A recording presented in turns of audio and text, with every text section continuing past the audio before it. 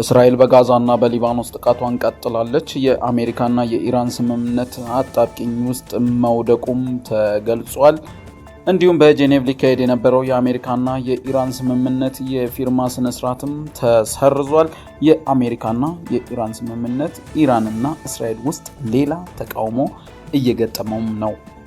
ክቡራትና ክቡራን፣ ይህ መከለሻ ሚዲያ ነው። ከመከለሻ ሚዲያ ትኩስ ሰበር መረጃዎችን ይዘን ቀርበናል። እስከ ዜናው ፍጻሜ አብራችን ቆዩ። ወደ ዝርዝሩ እናልፋለን።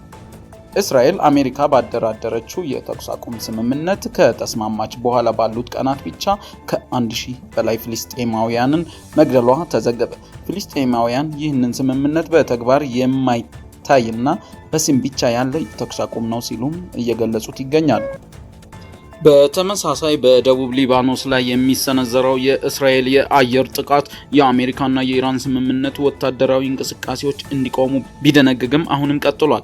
በዛሬው ዕለት ብቻ በደቡብ ሊባኖስ በትንሹ 3 ሰዎች መገደላቸውን የሊባኖስ የመንግስታት መገናኛ ብዙሃን ዘግቧል። የሊባኖስ ብሔራዊ የዜና አገልግሎት ኤንኤንኤ እንደዘገበው በክፋር ተብኒት ከተማ አቅራቢያ የእስራኤል ሰው አልባ ድሮን በአንድ ተሽከርካሪ ላይ በፈጸመችው ጥቃት 2 ሰዎች ተገድለዋል።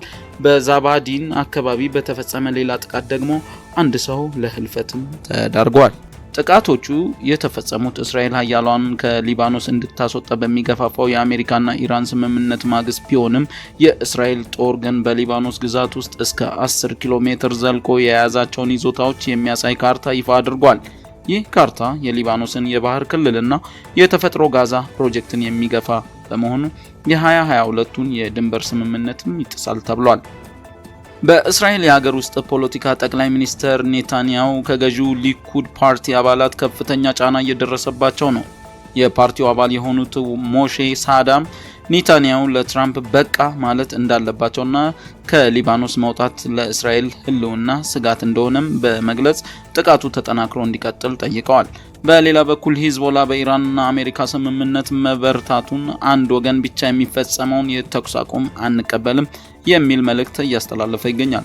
ቡድኑ እስራኤል ለምትፈጽመው ጥቃት አጸፋዊ ምላሽ እየሰጠ ሲሆን አንድ የእስራኤል ወታደር መገደሉና ሌሎች መቁሰላቸውንም የሀገሪቱ ጦር አረጋግጧል። በጄኔቭ ስዊዘርላንድ ሊካሄድ የነበረው የአሜሪካና የኢራን ይፋዊ የፊርማ ስነስርዓት መሰረዙን ፓኪስታን አስታውቃለች። የፊርማው ስነስርዓት የተሰረዘው ሁለቱ ሀገራት በቴክኒካዊ ጉዳዮች ላይ ሰፊ ውይይት ለማድረግ በመወሰናቸውና ስምምነቱን በያሉበት ሆነው በርቀት በመፈራረማቸው እንደሆነም ተገልጿል። ይህ ስምምነት በሁለቱም ሀገራት ውስጥ ከፍተኛ ተቃውሞ እየገጠመም ነው።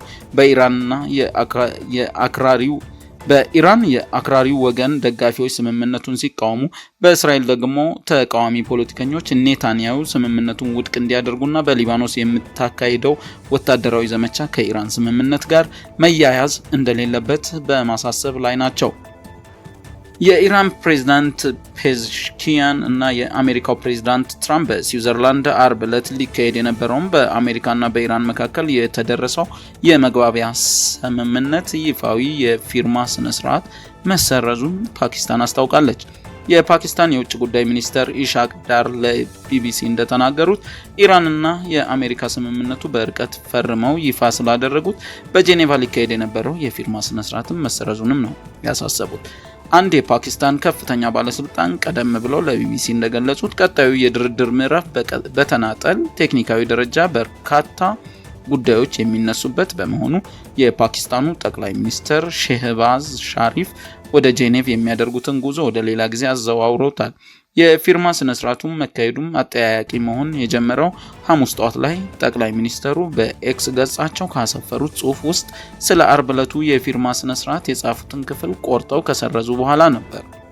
አሜሪካና ኢራን ከ3 ወራት በላይ የቆየውን የባህረ ሰላጤውን ጦርነት የሚያስቆመው የመግባቢያ ስምምነት ስዊዘርላንድ ውስጥ እንደሚፈርሙ እና በዚያውም በቀጣይ ንግግር እንደሚያካሂዱ ሲናገርም ቆይቷል። ዛሬ ማለዳ ፕሬዝዳንት ትራምፕ እና ፕሬዝዳንት ፔዜሽኪያን ከያሉበት ሆነው የስምምነት ሰነዱን መፈራረማቸውንም በማሳወቅ ዝርዝሩም ይፋ ሆኗል።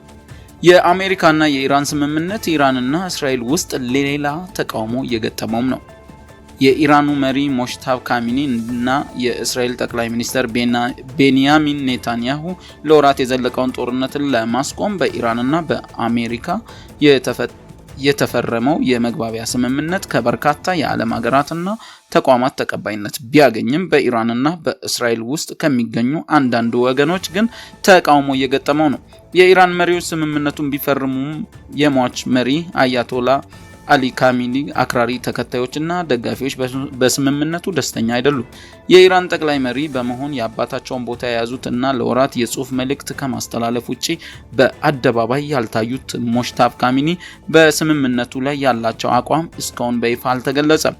በሌላ በኩል ደግሞ ከአሜሪካ ጋር ተሰልፋ ኢራንን የወገቻት የእስራኤል ጠቅላይ ሚኒስትር ቤንያሚን ኔታንያሁ ፕሬዝዳንት ዶናልድ ትራምፕ ከኢራን ጋር የደረሱትን ስምምነት ውድቅ እንዲያደርጉ ከተቃዋሚዎቻቸው ጫና እየተደረገባቸው መሆኑንም ዘግበዋል።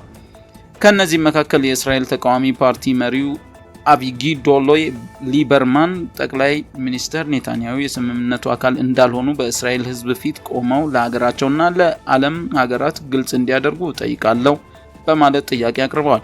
ተቃዋሚዎቹ ፖለቲከኞች ጨምረውም በኢራንና በሊባኖስ መካከል ያለውን ግንኙነት አንቀበለውም በማለት እስራኤል በሊባኖስ ውስጥ እያካሄደች ያለው ወታደራዊ ዘመቻ ከኢራን ስምምነት ጋር መያያዝ እንደሌለበትም ተናግረዋል። ክቡራትና ክቡራን ለዕለቱ ያዘጋጀነው ከመላው ዓለም የሰበሰብናቸው ሰበር መረጃዎች እነዚህን ይመስሉ ነበረ። እስከ ዜናው ፍጻሜ አብራችሁን ስለቆያችሁ እናመሰግናለን።